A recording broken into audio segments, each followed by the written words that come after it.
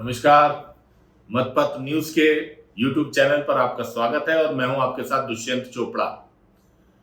लोकसभा चुनाव यूं तो उसका रिजल्ट भी आ गया, सरकार भी बन गई, मोदी जी ने फिर से शपथ भी ले ली है, लेकिन चुनाव के नतीजों का आकलन, विश्लेषण, विवेचना लगातार जारी है।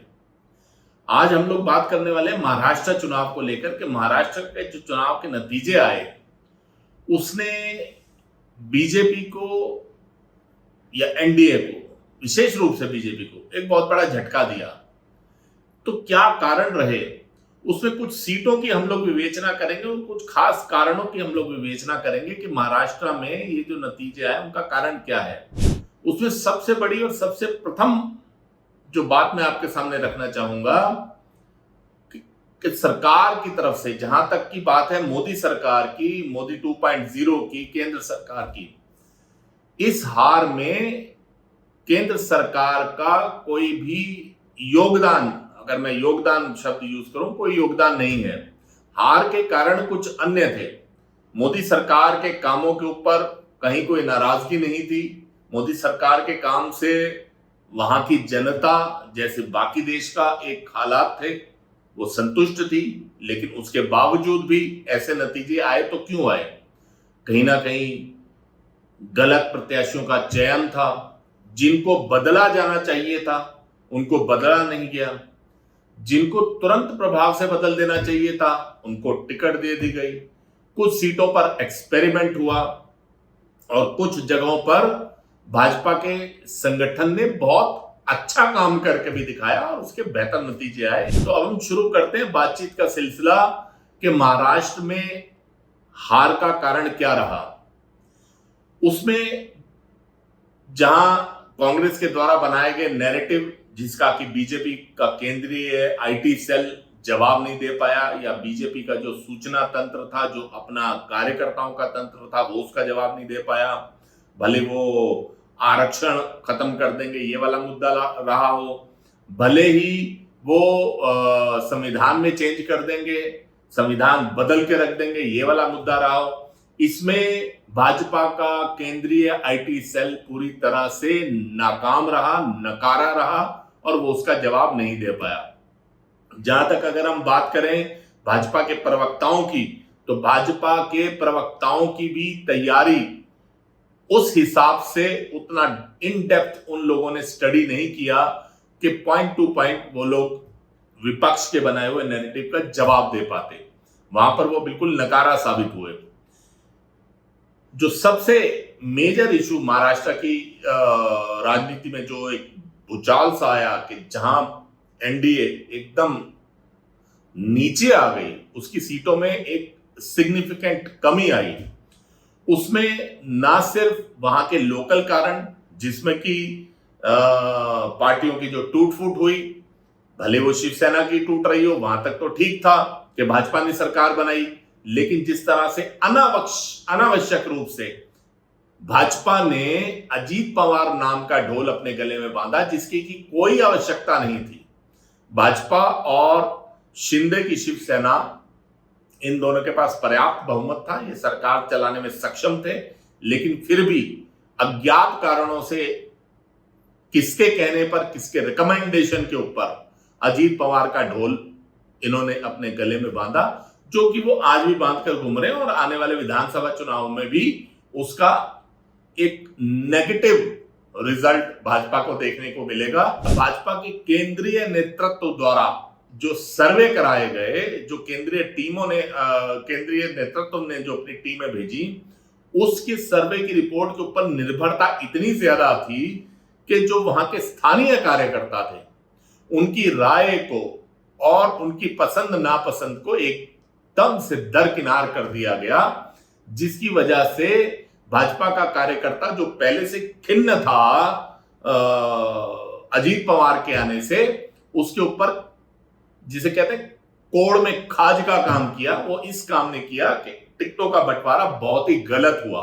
यहां तक कि जो सिटिंग एमपी जो थोड़ा सा चुस्त थे, चुस्त मैं इसलिए कहना चाहूंगा कि उन लोगों ने देखा कि भाई केंद्रीय नेतृत्व को कैसे खुश कर सकते हैं, तो भाई नमो ऐप है, सरल ऐप है, तो नमो ऐप के जितने ज्यादा से ज्यादा डाउनलोड उनके एरिया में होंगे तो प्रधानमंत्री जी खुश होंगे, केंद्रीय गृह मंत्री अमित शाह खुश होंगे और भाजपा अध्यक्ष बहुत खुश होंगे। तो वहां के जो एमपीज थे उन लोगों ने बाकायदा टीमों को हायर किया, अपने क्षेत्र में भेजा और कुछ ना कुछ लोभ प्रलोभन देकर भी, यानी कि उस कॉस्टिंग या उस स्तर पर जाकर भी उन लोगों ने अपने रेफरेंस से इस ऐप को ज्यादा से ज्यादा डाउनलोड करवाया, जिसके चलते दिखा तो ये सर्वे में भी और केंद्रीय नेतृत्व को भी कि अरे वाह, इस एमपी के ने तो नमो ऐप बहुत बढ़िया डाउनलोड करवाया, इसके क्षेत्र में तो इतनी संख्या ने नमो ऐप डाउनलोड किया हुआ है। लेकिन वो सब क्या है, वो हवाई बात थी, धरातल पर कुछ नहीं था। धरातल पर जो भाजपा का कार्यकर्ता है वो निराश था, हताश था। मैंने कुछ सीटें छाटी हैं आपके लिए, वो मैं आपके समक्ष रखना चाहूंगा। जैसे कि मैंने कहा कि कई ऐसी सीटें जहां पर कि कैंडिडेट बदल देना चाहिए था, जबरदस्त एंटी इनकम्बेंसी जो कि वहां के लोकल कार्यकर्ताओं ने अपने केंद्रीय नेतृत्व को उस चीज से आगाह किया, उसके बावजूद भी किसी ना किसी कारण के चलते या किसी ना किसी रिकमेंडेशन के चलते या उनकी क्या रणनीति थी, उन्होंने कैंडिडेट्स को चेंज नहीं किया। मैं केवल कुछ सीटों के आपके नाम लूंगा, जैसे वर्धा से रामदास टडस, एंटी इनकम्बेंसी अपने बिल्कुल हाइट के ऊपर थी। भंडारा गोंदिया से सुनील बाबूराव मेढ़े, जबरदस्त एंटी इनकम्बेंसी का उनको सामना करना पड़ रहा था, फिर भी भाजपा नेतृत्व ने उनको टिकट दी। अगर मैं दो केंद्रीय मंत्रियों की बात करूं तो धुले से सुभाष भामरे, उनके खिलाफ उनके पूरे क्षेत्र में माहौल बना हुआ था, कार्यकर्ता नाराज था, जो क्षेत्र की जनता थी वो उनके प्रति बहुत ज्यादा रुझान नहीं रख रही थी, फिर भी उनको लड़ाया गया, वो भी हार गए। डिंडोरी से भारती पवार जो पहले मंत्री रही, उनको भी बावजूद इसके कि बहुत साफ परिलक्षित हो रहा था कि क्षेत्र में उनके खिलाफ माहौल है, फिर भी उनको टिकट दी गई। अगर हम बात करें नंदुरबार की, हीना गावित, जबरदस्त एंटी इनकम्बेंसी वो झेल रही थी और लोकल कार्यकर्ता उनसे बहुत ज्यादा नाराज था और उसके बावजूद भी किन्हीं कारणों से भी उनको टिकट दिया गया और वो भी चुनाव हारी। अगर हम बात करें अहमदनगर की, सुजय विखे पाटिल का तो जो अहंकार का स्तर था वो यहां तक था कि उन तक स्थानीय कार्यकर्ता क्या, वहां के बड़े जो उनके लोकसभा क्षेत्र के पदाधिकारी हैं उनकी भी उन तक पहुंच नहीं थी, उनकी सुनवाई तो बहुत दूर की बात है। अगर हम माड़ा की बात करें तो रंजीत नायक निंबलकर, उनके खिलाफ जबरदस्त एंटी इनकम्बेंसी फैक्टर चल रहा था, वहां की जनता चाहती थी कि इनको हटाया जाए। एक नाम वहां पर बहुत प्रमुखता से आ रहा था, मोहिते पाटिल, लेकिन स्थानीय कार्यकर्ताओं की पसंद को दरकिनार किया गया, उसका नतीजा पार्टी ने भुगता और वो चुनाव हारे।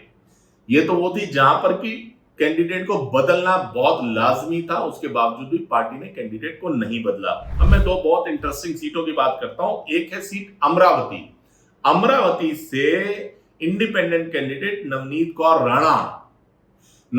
कौर राणा को भाजपा ने जिस तरह से अंगीकार किया, उनको पार्टी में लिया, उनको टिकट दी, ये वाकई में बहुत एक चौंकाने वाला फैसला था।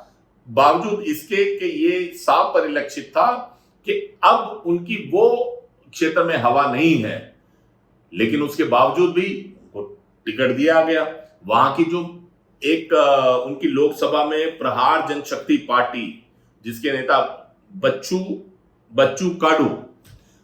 काडू की खिलाफत और प्रहार जनशक्ति पार्टी की खिलाफत वो साफ परिलक्षित थी। लोग, आम जनमानस भी, अगर आप कहें कि किसी चाय की दुकान पर या किसी रिफ्रेशमेंट पर, किसी पान की दुकान पर, आप कहीं पर भी आप बात करेंगे तो सबका यह कहना था कि भैया बच्चू जी जो है बिल्कुल उनके खिलाफ हैं, भाजपा को यहां पर इनको नहीं लड़ाना चाहिए। अगर भाजपा ने नवनीत राणा को कहीं एडजस्ट ही करना था, उनको राज्यसभा में भेज देती, जिस तरह से उन्होंने बाकी जो लोग आए पार्टी में और उनको कहीं ना कहीं एडजस्ट किया, इनको भी एडजस्ट किया जा सकता था। वहां पार्टी अगर अपना कोई स्थानीय कार्यकर्ता को लड़ाती जो निश्चित रूप से ये वाली सीट भाजपा निकाल सकती थी। ऐसे में एक सीट का जिक्र करना चाहूंगा, नासिक। यहां से शिवसेना के हेमंत गोडसे इनको फिर से लड़ाया गया। हालांकि ये वाली चीज साफ परिलक्षित थी कि वहां पर उनकी बहुत ज्यादा खिलाफत है, जनता उनके खिलाफ है, भाजपा का कार्यकर्ता उनको आत्मसात करने में बहुत हिचकिचाएगा, भाजपा का जो प्राइम वोटर है, जो कोर वोटर है, वो उनको वोट नहीं देगा। उसके बावजूद भी किसी ना किसी कारण या दबाव के चलते हेमंत गोडसे को लड़ाया गया। अब मैं आपके सामने दो सीटों का जिक्र करना चाहूंगा जहां पर की प्रत्याशी बदलने की कतई जरूरत नहीं थी, लेकिन उसके बावजूद भी भाजपा ने वहां पर प्रत्याशी बदला और जबरदस्ती दो कैंडिडेट्स को जो लड़ाया गया। पहली चीज, सीट चंद्रपुर से सुरेश धानोरकर, उनके स्थान पर जब सुधीर मुंगटीवार को लड़ाया गया तो ये वहां की जनता में, वहां के कार्यकर्ताओं में एक उनको बहुत हैरान कर देने वाली बात थी। यहां तक कि सोशल मीडिया में और लोकल मीडिया में ये वाली बात साफ तौर पर आई, कुछ दबे छुपे बयान भी आए कि इवन सुधीर मुंगटीवार जिनको कि वहां से लड़ाया गया, जो कि राज्य सरकार में मंत्री हैं, वो नहीं लड़ना चाहते थे, फिर भी जबरदस्ती किसी ना किसी कारण के चलते भाजपा के केंद्रीय नेतृत्व ने उनका कैंडिडेचर वहां की जनता पर और लोकल भाजपा के ऊपर थोपा, जिसके चलते भाजपा वो सीट हार गई, जबकि ये एक जीती हुई सीट हो सकती थी। दूसरी सीट मैं आपके सामने लाऊंगा, मुंबई नॉर्थ सेंट्रल की सीट, जहां से सांसद पूनम महाजन, उनको किस कारण के चलते भाजपा ने टिकट नहीं दी ये भाजपा को ही जानकारी होगी, लेकिन जिस तरह से वहां पर सीट का निर्णय लेने में देरी हुई, और ना सिर्फ देरी हुई, उसके बाद उन्होंने एक भाजपा केंद्रीय नेतृत्व ने एक ऐसे कैंडिडेट को वहां पर उतारा जो डायरेक्टली कहीं भी भाजपा की फंक्शनिंग में एक्टिव नहीं थे, डे टू डे जो भाजपा की एक्टिविटीज होती हैं उसके अंदर वो एक्टिव नहीं थे। मैं बात कर रहा हूं उज्जवल निकम की। नो डाउट, इसमें कोई शक की बात नहीं है कि वो एक बहुत अच्छे प्रत्याशी थे, लेकिन जनता, ना सिर्फ जनता बल्कि भाजपा का कार्यकर्ता उनको स्वीकार नहीं कर पाया, जिसका नतीजा भाजपा ने भुगता और वो वाली सीट भाजपा को हारनी पड़ी। हालांकि वहां पर अगर पूनम महाजन को भाजपा को चेंज करना कोई मजबूरी ही थी तो आशीष सेलार भी वहां से एक बहुत अच्छे प्रत्याशी हो सकते थे। अगर बात करें कुछ ऐसी सीटों की जहां पर कि भाजपा ने कैंडिडेट तो चेंज किया लेकिन वो सीट जीत भी गए, पर वो एक एक अनावश्यक चेंज था। मैं बात कर रहा हूं मुंबई नॉर्थ की, जहां से केंद्रीय मंत्री पीयूष गोयल जो कि राज्यसभा के सदस्य थे, ऐसी कोई आवश्यकता नहीं थी कि उनको एक जीती जिताई सीट से भाजपा लड़ाए, क्योंकि पिछली बार जब वहां से 2014 और 2019 दोनों चुनाव गोपाल शेट्टी ने जीते और पिछला वाला चुनाव तो 4,65,249 वोटों से जीते थे, उसके बावजूद भी भाजपा ने वहां पर पीयूष गोयल जी को चुनाव लड़वाया जो कि राज्यसभा में थे। अब वो जीते तो सही, लेकिन उनकी जीत का मार्जिन वहां पर भी 1 लाख से ज्यादा कम हो गया, वो जीते 3,57,608 वोट से। अगर हम बात करें कुछ जीती हुई सीटों की, तो पुणे और नागपुर, जहां पुणे से मुरलीधर मोहले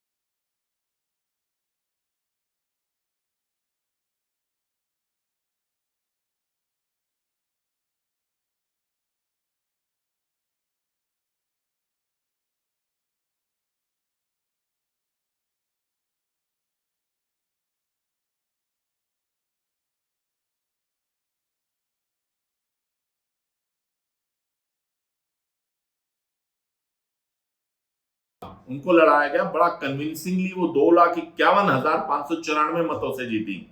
और रावेर की सीट से रक्षा खड़से, जिनको मोदी जी ने मंत्री भी बनाया है, वो 2,72,183 मतों से जीती।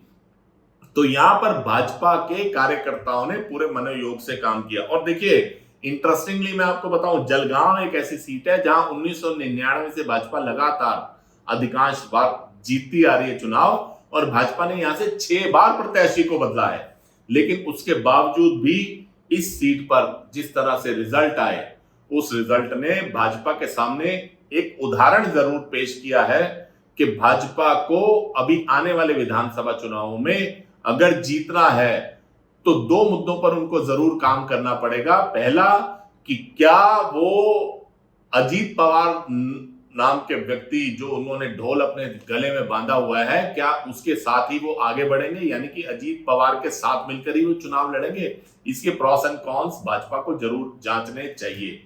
दूसरा, भाजपा को जो उनके स्थानीय कार्यकर्ता हैं, उनकी भावनाओं का भी आदर करना पड़ेगा। तो जब लोकसभा चुनाव में, जहां पर कि ये एक एस्टेब्लिश फैक्ट बन गया 2014 और 2019 के चुनाव के बाद, कि प्रधानमंत्री मोदी भाजपा के कोर वोटर के अलावा, जो उनका कमिटेड वोटर है, उसके अलावा भी एक अपना पर्सनल वोट कैरी करते हैं, जो भाजपा के लोकसभा प्रत्याशी के जीत में काम आता है।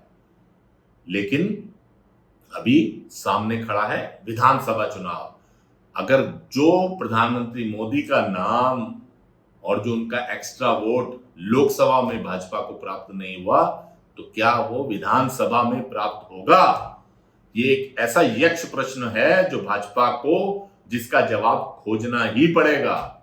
भाजपा को ध्यान देना होगा कि उनके लोकल कार्यकर्ता की डिमांड क्या है। भाजपा को देखना होगा कि उनके स्थानीय नेतृत्व जो है, जो स्थानीय उनके विधानसभा लेवल के जो नेता हैं, जिला लेवल के जो नेता हैं, तालुका लेवल के जो नेता हैं, क्या भाजपा उनकी बातों को, उनकी पसंद नापसंद को तरजीह देगी?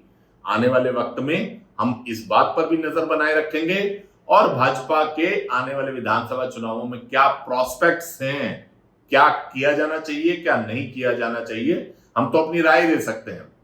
वो राय हम जरूर अपने आने वाले कार्यक्रमों में आपके सामने रखेंगे। अगर आपको लगता है कि मेरी आज की विवेचना, मैंने जो विश्लेषण आपके सामने किया, उससे आप उसका समर्थन करते हैं, आप उसके साथ हैं, आपको लगता है कि विश्लेषण ठीक है, तो कृपया वीडियो को लाइक कीजिए, शेयर कीजिए और ज्यादा से ज्यादा लोगों तक इस वीडियो को, इस विश्लेषण को पहुंचाइए। आने वाले वीडियो में फिर से आपसे मुलाकात होगी। अभी तक आपसे विदा लेता हूं। बहुत बहुत धन्यवाद।